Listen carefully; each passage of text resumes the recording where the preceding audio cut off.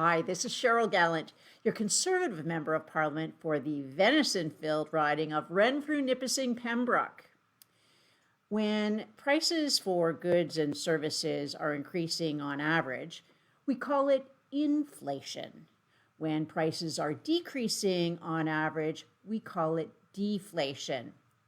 Across the entire economy, prices go up and down depending on the supply and the demand.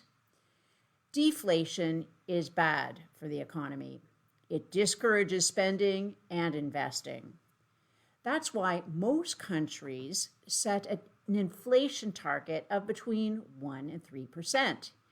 It's the job of the Bank of Canada to hit that target.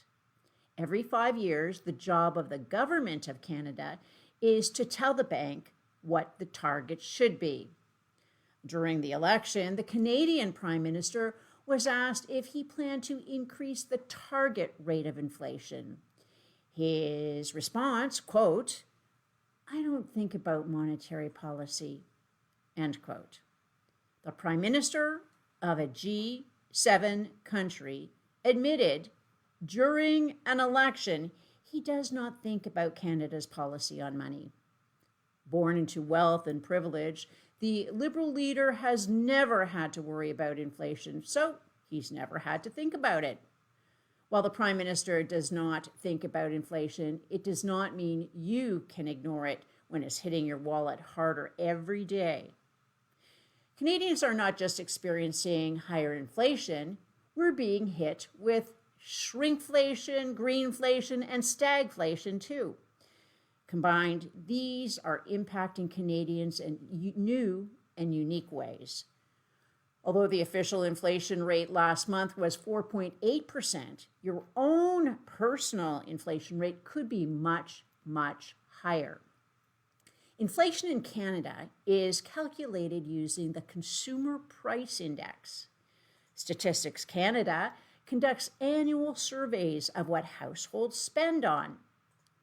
They use these surveys to create a basket of goods and services, which is like a shopping cart filled with everything the average family buys in a year. Each month, they compare what it would cost to purchase everything in the basket. The Consumer Price Index is used by federal and provincial governments to adjust payments for benefits, such as old age security, the child care benefit, and the guaranteed income supplement. Under normal circumstances, inflation will be higher when an economy is growing quickly. In order to secure re-election, governments are often tempted to borrow money, which is like borrowing growth from the future. Under normal circumstances, if an economy is growing too quickly or a government is borrowing too much, the Bank of Canada will increase interest rates. Higher interest rates will slow the economy or make it more expensive to borrow. We are not living under normal circumstances. The pandemic has caused governments to borrow massively while also locking down most economic growth. Instead of increasing interest rates, the Bank of Canada purchased government debt to artificially keep interest rates low.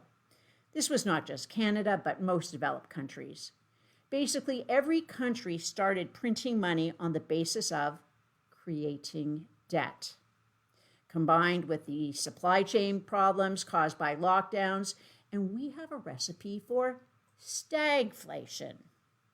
Stagflation is when you have high inflation but low economic growth. If the Bank of Canada increases interest rates to slow inflation, it could tip the economy from low growth into negative growth. The last time Canada experienced stagflation, Pierre Trudeau was Prime Minister. He was running massive deficits while energy prices skyrocketed. Sound familiar? Rising prices are not the only measure of inflation. Shrinking products are also a form of inflation. Some of you have noticed goods such as cereal being sold for the same price, but in a slightly smaller box. One brand of shampoo kept the same bottle size, but just put less in the bottle. Unless you have the other product to compare, you might not notice a change from 19.3 ounces to 18.8 ounces. While government spending can stoke inflation, government taxes cause inflation too, especially taxes on spending, like the Trudeau carbon tax.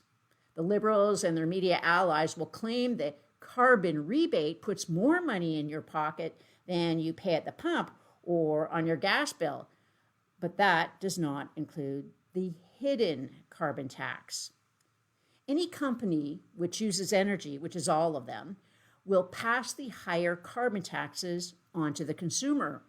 Those higher hidden costs force workers to demand higher pay.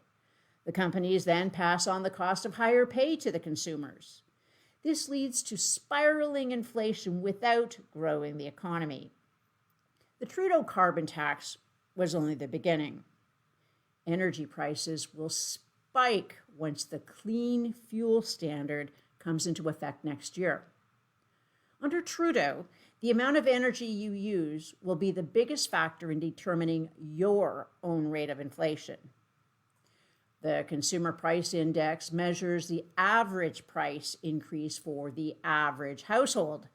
According to Statistics Canada, the average family spends 17% on food. Now, if food accounts for more of your personal spending and inflation is higher for food, then your personal rate of inflation is above the current rate of inflation rate of 4.8%.